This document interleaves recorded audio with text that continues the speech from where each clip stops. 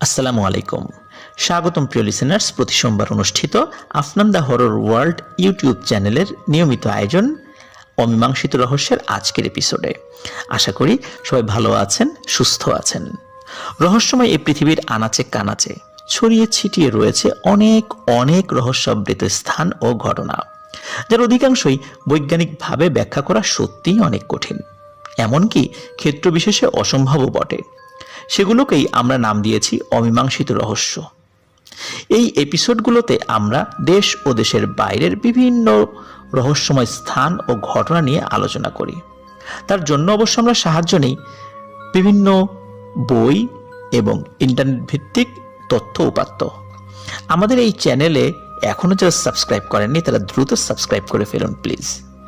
আমাদের Facebook page এবং group রয়েছে আফনান দ্য হরর ওয়ার্ল্ড নামে, যার লিঙ্ক ভিডিও ডিসক্রিপশনে দেয়া রয়েছে। আমাদের ইউটিউব চ্যানেল, ফেসবুক পেজ এবং গ্রুপের মাধ্যমে আপনারা আপনাদের মূল্যবান মতামত জানাতে পারেন। আপনারা লাইক, কমেন্ট ও শেয়ার করে আমাদের অগ্রযাত্রাকে এগিয়ে নিতে সহযোগিতা করুন। আপনাদের মূল্যবান মতামত কমেন্ট বক্সে বা পোস্ট করে, এমনকি ইমেলের মাধ্যমে আমাদেরকে জানাতে পারেন। আমাদের ইমেল অ্যাড্রেস afnandahorrorworld@gmail.com। ইমেল অ্যাড্রেসের ঠিকানা ভিডিও ডিসক্রিপশনে আমরা দিয়ে দিয়েছি। চলুন কথা না বাড়িয়ে চলে যাই আমাদের আজকের আলোচনায়। লিসেনার্স, আজ অমীমাংসিত রহস্যের এই এপিসোডে ভয়ানক একটি ব্যাপার নিয়ে আপনাদের সাথে আলোচনা করতে চাই। এই ব্যাপারটা শুরু হয় হঠাৎ করেই 1983 সালের জুলাই মাসের দিকে। নির্দিষ্ট করে তারিখ বলাটা মুশকিল, তবে এক সন্ধ্যায় এই ঘটনাটি ঘটেছিল ভারতের কর্ণাটক রাজ্যের পাবঘর গ্রামে। একটি বাচ্চা মেয়ে হঠাৎ করে একটি ভয়ানক বিপদে পড়ে। 5 বছর বয়স ছিল সেই বাচ্চা মেয়েটির। তার নাম ছিল ভেঙ্কটেশ সুবর্ণা। এই ভেঙ্কটেশ সুবর্ণার আত্মচিৎকারে তড়িঘড়ি করে ওই সময় রান্নায় রত তার মা ছিলেন, তিনি নিজের বাড়ির উঠোনে চলে আসলেন। তিনি এসে ভয়ঙ্কর একটা দৃশ্য দেখতে পেলেন। কোনো মায়ের পক্ষে কেন, কোনো মানুষের পক্ষেই সেই দৃশ্যটি সহ্য করা আসলেই কঠিন এবং সম্ভব নয় বললেই চলে। তিনি দেখেছিলেন নেকড়ের মতো একটা প্রাণী, এটা আবার 2 পায়ে হাঁটছিল। আর এই নেকড়ের মতো এই প্রাণীটি তার মেয়েকে হাতের নিচে মানে বগল দাবা করে দৌড়ে পালিয়ে যাচ্ছে। নেকড়ের মতো এই ভয়ঙ্কর প্রাণীটিকে দেখে কিন্তু ভেঙ্কটেশ সুবর্ণার মা মোটেও ভয় পাননি, কেননা তিনি তো মা।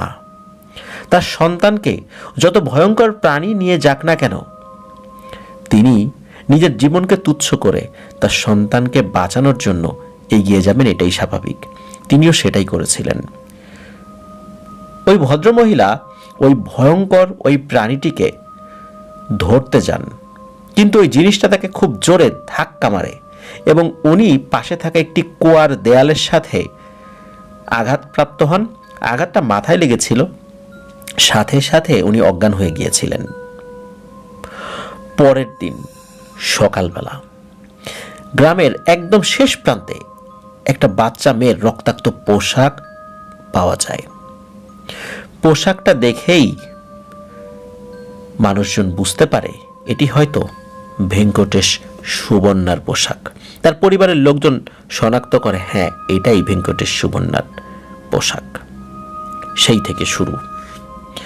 প্রতি সপ্তাহেই গ্রামের একটি বাড়ি থেকে বাচ্চা মেয়েরা নিখোঁজ হতে শুরু করে। আর প্রতিটা ক্ষেত্রেই একটাই অভিযোগ আসতে থাকে, নেকড়ের মতো একটা প্রাণী, দেখতে নেকড়ের মতো, কিন্তু প্রাণীটা আবার নাকি 2 পায়ে হাঁটে। আজব এক প্রাণী, ভয়ঙ্কর এক প্রাণী। আর এই প্রাণীটি মূলত এই বাচ্চা মেয়েদেরকে নিয়ে চলে যায়। এই টাইপের একাধিক প্রাণীকে দেখার ঘটনা প্রথম ঘটে ওই বছরই আগস্ট মাসে, তার মানে হচ্ছে 2023 সালের আগস্ট মাসে। জুলাই থেকে তো শুরু হলো। সুরজ নামের এক লোক সন্ধ্যাবেলা নিজের 5 বছর বয়সী মেয়েকে নিয়ে উনি বাইসাইকেল চালিয়ে বাড়িতে ফেরত আসছিলেন। উনি যখন বাড়িতে ফেরত আসছিলেন, হঠাৎ করেই রাস্তার মধ্যে নাকি পথ রোধ করে দাঁড়ায় 3টা ভয়ানক প্রাণী। আর এই 3টা প্রাণী ছিল নেকড়ের মতো দেখতে, কিন্তু তারা নাকি 2 পায়ে দাঁড়িয়েছিল। তার পথ রোধ করে তো দাঁড়িয়েছিল, কিন্তু উনি এই দৃশ্য দেখার সাথে সাথে উনি সাইকেলটা কিন্তু থামান নাই, উনি আরো সাইকেলের গতিটা বাড়িয়ে দেন। অদ্ভুত ব্যাপার, সাইকেলে তারা অবস্থানরত অবস্থায় ওই প্রাণীগুলো ধরতে তারা সক্ষম হয়নি। কোনো এক অজানা কারণে তারা সাইকেলকে ধাক্কাও মারতে পারেনি, তবে তারা পিছু নিয়েছিল। তবে সুরেশ তার পথ দিয়ে খুব দ্রুততার সাথে বাড়িতে ফেরত আসেন। পেছন দিকে বারবার তাকাচ্ছিলেন যদিও, যে ওই প্রাণীগুলো আসছে কিনা। সেগুলো আসছিল, কিন্তু তাদেরকে ধরতে পারেনি। এভাবেই তারা বাড়িতে পৌঁছে যান এবং পৌঁছে গিয়ে জানান যে এরকম বিপদে তারা পড়েছিলেন। প্রায় 15 থেকে 20 জন শুধু মেয়ে শিশু নিখোঁজ হয়ে যায় 2 মাসের মধ্যে, এবং কাউকে আর খুঁজে পাওয়া যায়নি। তাদের ডেড বডিও পাওয়া যায়নি। প্রত্যেকের বয়সই 3 থেকে 5 বছরের মধ্যে। পুলিশ কড়া পাহারা শুরু করে গ্রামে। ভারতীয় সংবাদ মাধ্যমে ব্যাপারটা গ্রামে নেকড়ের উপদ্রব হিসাবেই প্রচারিত হয়। কিন্তু বিপত্তি ঘটল একটা জায়গায়। নেকড়ের উপদ্রব হিসাবে ছাপানো তো হচ্ছিল খবরগুলো, কিন্তু নেকড়ে কি আসলে 2 পায়ে হাঁটে? এইটা কি ধরনের নেকড়ে? এটা কি কিংবদন্তির সেই মায়া নেকড়ে, অথবা এমন কোনো নেকড়ে যেই নেকড়েগুলো সন্ধ্যার পরে তারা মানুষ থেকে নেকড়েতে রূপান্তরিত হয়? ধীরে ধীরে গুজব রটতে থাকে চারদিকে। কিছু মানুষ বলে পাশের গ্রামের তান্ত্রিকরা তারা নাকি এক ধরনের ভয়ঙ্কর পিশাচ শ্রেণীর জিনদেরকে ছেড়ে দিয়েছে। তারা বাচ্চাদেরকে নিয়ে যায়, শুধু মেয়ে বাচ্চাদেরকে ধরে নিয়ে যায়, আর এদেরকে নাকি বলি দেয়া হয়, আর এর মাধ্যমে তারা পিশাচ সিদ্ধ হয়ে ওঠে। এই ধরনের কিছু কথা চারদিকে ছড়িয়ে যায়। এক লোক তো এটাও দাবি করে বসে যে সে ওই গ্রামের এক তান্ত্রিককে চোখের সামনে মানুষ থেকে নাকি নেকড়েতে রূপান্তরিত হতেও দেখেছে। বেঁধে গেল আর একটা সমস্যা, যে তান্ত্রিকরাই নাকি নেকড়েতে রূপান্তরিত হয় এবং তারা ধরে নিয়ে যায় বাচ্চাদেরকে। এই ধরনের বিভিন্ন কথাবার্তা চারদিকে ছড়িয়ে যায়। আসলে ব্যাপারটা কি ছিল? এক সময়ে রাজ্য সরকার ব্যাপারটিকে খুবই গুরুত্বের সাথে নিতে থাকে। সেই নেকড়েগুলোকে মারার জন্য 20,000 রুপি পুরস্কার ঘোষণা করা হয়। 1983 সালে 20,000 রুপি মানে কিন্তু অনেক টাকা। বেশ কয়েকজন বাঘা বাঘা শিকারীও গিয়েছিলেন এই পাপঘর গ্রামে। বেশ কিছু স্নাইপার তারাও গিয়েছিলেন, যারা অনেক দূর থেকে রাইফেল তাক করে একদম অব্যর্থভাবে নিশানায় আঘাত করতে পারে। কিন্তু তারা বেশ কিছুদিন থাকার পরও সেখানে কোনো কিছুই দেখতে পাননি, কোনো নেকড়ের আলামতও পাওয়া যায়নি। একই বছরের নভেম্বরের দিকে এই নেকড়ের উপদ্রব পুরোপুরি থেমে যায়। বিভিন্ন তথ্য মতে এবং গ্রামের লোকদের সাথে কথা বলে জানা যায় যে মাত্র এই কয়েক মাসে ওই গ্রামের প্রায় 34 জন মেয়ে শিশু নিখোঁজ হয়ে যায়। কি ছিল রহস্য? এই নেকড়েগুলো কোত্থেকে এলো, কোথায় বা হারিয়ে গেল? সরকার কোনো ধরনের কোনো তথ্য তারা পায়নি। আসলে রহস্য কি ছিল?